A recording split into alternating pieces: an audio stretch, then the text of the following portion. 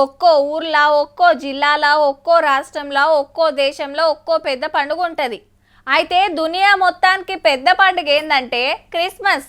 ఎందుకంటే చాలా దేశాలల్లో యేసు ప్రభుని నమ్మేటోళ్ళే ఉంటారు. మనకు ఒకనాడు 2 రోజులు సెలవు, కానీ వాళ్ళకు 10-15 రోజులు సెలవులే.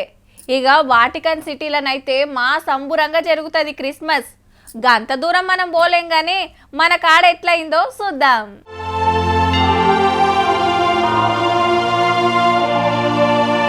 క్రిస్మస్ సంబురాలంటే అట్లుంటాయి. మళ్ళా చర్చిల ముంగట పెద్ద పెద్ద చెట్లు పెట్టిండ్రు.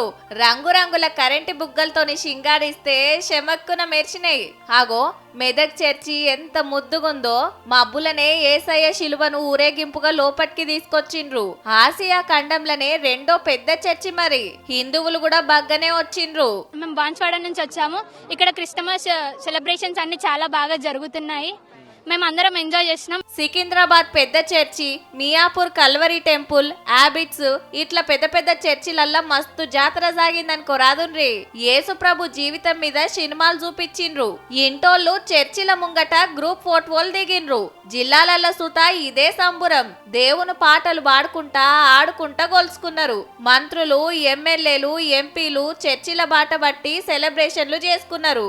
మంచిర్యాల జిల్లా మందమర్రి చెన్నూర్ల కేక్ కటింగ్ చేసిండు మంత్రి వివేక్ సారు.